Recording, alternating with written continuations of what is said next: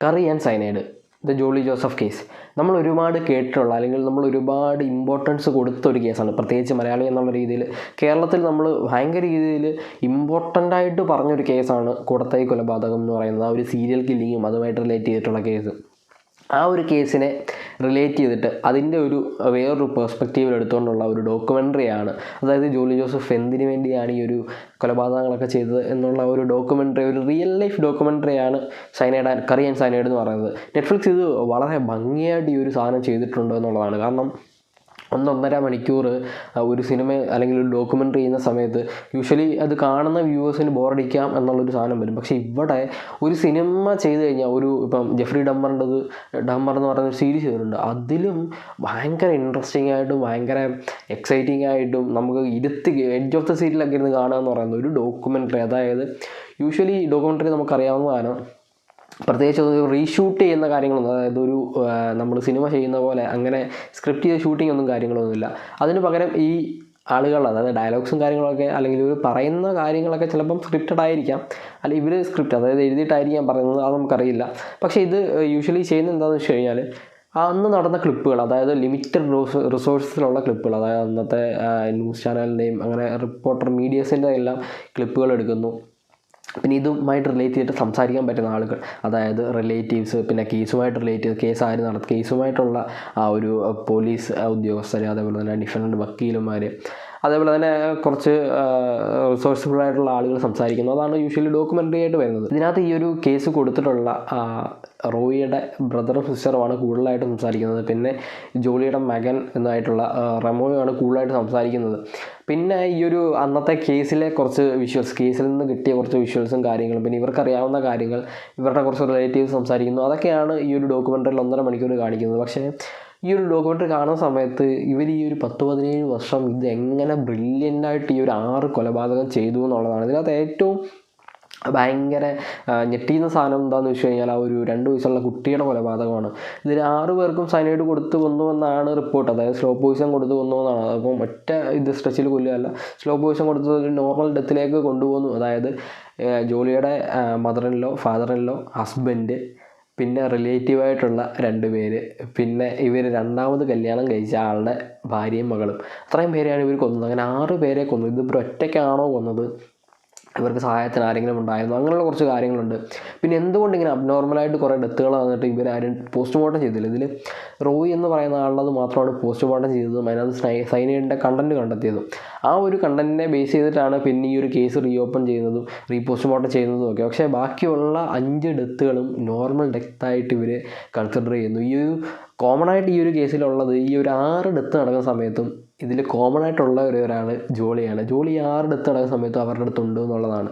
പല സമയത്ത് ഇവർ ഒറ്റയ്ക്കായിരുന്നു. ഇപ്പം അതിൽ അന്നമ്മ എന്ന് പറയുന്ന ഈ റോയിയുടെ അമ്മ മരിക്കുന്ന സമയത്തും അച്ഛൻ മരിക്കുന്ന സമയത്ത് ഇവർ മാത്രമേ ഉണ്ടായിരുന്നുള്ളൂ. അല്ലെങ്കിൽ അമ്മ മരിക്കുന്ന സമയത്ത് ബാക്കി എല്ലാവരും ഉണ്ടായിരുന്നു, പക്ഷേ അവസാനം കണ്ടത് ഇവരാണ്. അങ്ങനെ കുറച്ച് കാര്യങ്ങളുണ്ട്. അതേപോലെ തന്നെ റോയി മരിക്കുന്ന സമയത്ത് ഇവർ പറഞ്ഞ കുറച്ച് കാര്യങ്ങളിലെ മിസ്അണ്ടർസ്റ്റാൻഡിങ്ങും കാര്യങ്ങളും, അതൊക്കെ വെച്ചിട്ടാണ് ഈ ഒരു കേസ് റീഓപ്പൺ ചെയ്യുന്നതും. ഇപ്പോഴും ഈ ഒരു കേസ് നടന്നുകൊണ്ടിരിക്കുകയാണ്. ഇതിനകത്ത് ആര് ജയിക്കും, അല്ലെങ്കിൽ ഇവർക്ക് ശിക്ഷ കിട്ടുമോ ഇല്ലയോ എന്നുള്ളതൊന്നും പറയാൻ പറ്റില്ല. കാരണം കേസ് ഓൾറെഡി വീക്കാണ്. ഇതിൽ 2 പേരുടെ ബോഡിയിൽ നിന്ന് മാത്രമേ, അല്ലെങ്കിൽ ഡെഡ് ബോഡിയിൽ നിന്ന് മാത്രമേ സൈനൈഡിൻ്റെ കണ്ടൻറ്റ് കണ്ടെത്തിയിട്ടുള്ളൂ. കാരണം ഒരു ഡെക്കേഡൊക്കെ കഴിഞ്ഞ ബോഡിയിൽ നിന്ന് സൈനൈഡിൻ്റെ അല്ലെങ്കിൽ എന്തെങ്കിലും ഒരു എക്സ്ട്രാ ആയിട്ടുള്ള കണ്ടൻറ്റ് കണ്ടെത്തുക എന്ന് പറയുന്നത് ഭയങ്കര ബുദ്ധിമുട്ടുള്ള കാര്യമാണ്. ഇതിൽ സിലി എന്ന് പറയുന്ന അവരുടെ ബോഡിയിൽ നിന്നും റോയിയുടെ ബോഡിയിൽ നിന്നുമാണ് സൈനൈഡ് കണ്ടെത്തിയിട്ടുള്ളത്. ബാക്കി ആരുടെ നിന്നും കണ്ടെത്തിയിട്ടില്ല. അപ്പം അങ്ങനെ ബാക്കി 4 കൊലപാതകങ്ങൾ എങ്ങനെ പോകും, ഇത് എങ്ങനെ ഈ ഒരു കേസ് അവസാനിക്കുന്നതൊക്കെ ഭയങ്കര എക്സൈറ്റഡ് ആണ് ഈ ഒരു സാധനം കണ്ടപ്പോൾ. ഞാൻ ഈ ഒരു കേസ് അങ്ങനെ വലുതായിട്ട് ഭയങ്കര കണ്ടൻറ്റ് പ്രാധാന്യമുള്ളതാണെന്നും ഞാൻ കരുതിയിരുന്നില്ല. പക്ഷേ ഈ ഒരു സാധനം കണ്ടപ്പോൾ എനിക്ക് ഭയങ്കരമായിട്ട് ഇത് എങ്ങനെ ഇത് തീരും, ഇതിനെക്കുറിച്ച് കൂടുതൽ അറിയണം എന്നൊരു സാധനം വന്നത് ഈ ഒരു സാധനം കണ്ടപ്പോഴാണ്. കാരണം നെറ്റ്ഫ്ലിക്സ് അത്ര ഓർഡറായിട്ടാണ്, ഈ ലിമിറ്റഡ് റിസോഴ്സ് ആണെങ്കിലും ഒരു ഭയങ്കര കറക്റ്റ് എഡിറ്റിംഗ് ആണ്, ഭയങ്കരമായിട്ട് ഇൻട്രസ്റ്റിംഗ് ആയിട്ടാണ് ഈ ഒരു സാധനം. ഒരു സിനിമ ലെവൽ. ഇപ്പോൾ നമ്മൾ 5-ാം വാതിലൊക്കെ കാണുന്ന സമയത്ത് നമുക്ക് ഭയങ്കര ഇൻട്രസ്റ്റിംഗ് ആയിട്ട് തോന്നും, അടുത്ത സീൻ എന്താണ്, എങ്ങനെ തീരും എന്നുള്ളത്.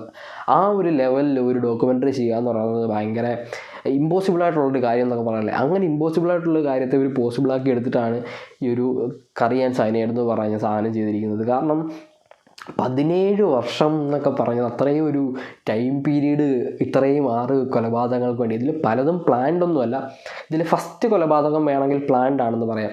ഇതിൽ സെക്കൻഡ് ഒക്കെ ഈ ഒരു ഫസ്റ്റ് കഴിഞ്ഞിട്ട് മേ ബി ഇവരുടെ ഒരു ഇമ്പോർട്ടൻസ്, ഫാമിലിയിൽ ഇവരുടെ ഇമ്പോർട്ടൻസ് കൂടാൻ വേണ്ടിയിട്ടായിരിക്കാം ഈ സെക്കൻഡ് വന്നതും. പിന്നെ തേർഡ് ഇവരുടെ ഈ 2 ഇതിനെ മറയ്ക്കാൻ വേണ്ടിയിട്ടാകാം തേർഡ് വന്നതും ഫോർത്ത് വന്നതും. അങ്ങനെ റിലേറ്റ് ചെയ്ത് ഇപ്പോൾ 1 2 പിന്നെ അതിന് റിലേറ്റ് ചെയ്ത് നിർത്താൻ പറ്റുന്നില്ല. ഇതൊരു സീരിയൽ കില്ലർ ആണെന്നൊന്നും ഞാൻ പറയില്ല. കാരണം സീരിയൽ കില്ലേഴ്സിന് യൂഷ്വലി കാണുന്ന ഒരു കോമൺ ആയിട്ടുള്ള ഫാക്ടർ എന്താണെന്ന് വെച്ച് കഴിഞ്ഞാൽ ഇവർ കൊലപാതകത്തിൽ നിന്നൊരു ആനന്ദം കണ്ടെത്താൻ, ഒരു ഹാപ്പിനെസ് കണ്ടെത്താനൊക്കെ ശ്രമിക്കുന്നുണ്ട്. ഇവരങ്ങനെയല്ല.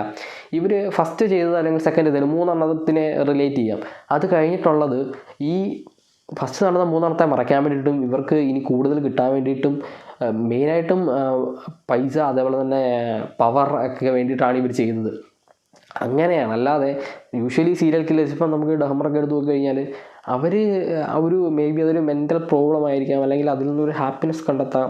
അതിൽ കൂടുതലും ഭയങ്കര ടോർച്ചർ ചെയ്തിട്ടുള്ള മരണങ്ങളാണ്. ഇതങ്ങനെയൊന്നുമില്ല, ഇതെല്ലാം സുഖമരണങ്ങളാണ്. പക്ഷേ ഇവർ ഓരോ യൂസസിന് വേണ്ടി ഇവരുടെ ഈ ഓരോ കള്ളങ്ങൾ മറയ്ക്കാൻ വേണ്ടിയിട്ടും അങ്ങനെ ഓരോ ഇതിന് വേണ്ടിയിട്ടാണ് ഇവർ ഓരോ കൊലപാതകം നടത്തിയത്. അതേപോലെ ഇവരുടെ എഡ്യൂക്കേഷനെ പറ്റിയിട്ടുള്ളത്, ഇവരുടെ ജോലിയെ പറ്റിയിട്ടുള്ളതും. എന്നാലും ഈ ഒരു നാടിനെ മൊത്തത്തിൽ ഇവർ ഇത്രയും വർഷം എങ്ങനെ കബളിപ്പിച്ചു എന്നുള്ളതാണ്. കാരണം ഇവർ NIT പോലുള്ള വലിയൊരു സ്ഥാപനത്തിൽ അസിസ്റ്റൻറ്റ് ലെക്ചറർ ആണെന്നൊക്കെ പറഞ്ഞിട്ട് അത് വിശ്വസിക്കുന്നു. ഇവർക്ക് ഡിഗ്രി ഉണ്ടെന്ന് പറയുന്നു, അത് വിശ്വസിക്കുന്നു.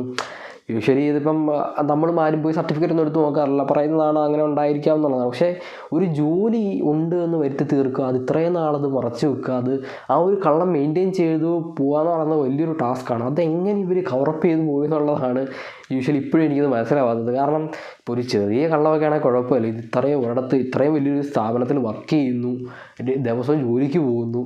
പിന്നെ ഈ സൈനൈഡ് എങ്ങനെ ഇവർ വാങ്ങുന്നു, സൈനൈഡിന് വേണ്ടിയിട്ട് ഒരാളെ പരിചയപ്പെടുന്നു, MS മാത്യു എന്ന് പറയുന്ന ഒരാളെ പരിചയപ്പെടുന്നു. അങ്ങനെ ബ്രില്യൻ എന്ന് പറഞ്ഞാലും പോരാ, ഓരോ കൊലപാതകം കഴിഞ്ഞവർ ഇവരുടെ ആ ഒരു ബ്രില്യൻസ് കൂടിക്കൂടി വരുന്നു, എങ്ങനെ ഒരു പെർഫെക്റ്റ് ക്രൈം ചെയ്യാമെന്നുള്ള രീതിയിലേക്ക് വരുന്നു. അങ്ങനെ ഇത് പാളിപ്പോയത് എങ്ങനെയാണെന്ന് വെച്ച് കഴിഞ്ഞാൽ ആ ഒരു ഹസ്ബൻഡിൻ്റെ പറഞ്ഞ ശേഷം ആ ഒരു സൈനൈഡിനെ കണ്ടെത്തൽ, പിന്നെ ഇവരുടെ ആ ഒരു ഹസ്ബൻഡിൻ്റെ ബ്രദർ ആൻഡ് സിസ്റ്റർ അവരാണ് ഈ ഒരു കേസ് റീഓപ്പൺ ചെയ്യുന്നത്. പിന്നെ മകനോട് ഇവർ പറയുന്നുണ്ട് അവസാന ഒരു സിറ്റുവേഷൻ വരുമ്പം, ഇവർ ചോദിക്കുമ്പം ചെയ്തു എന്ന് പറയുന്നു. എന്നിട്ടും പറഞ്ഞ ഗട്ട്സ് എന്നൊക്കെ പറഞ്ഞു കഴിഞ്ഞാൽ വേറെ ലെവലാണ് കേട്ടോ.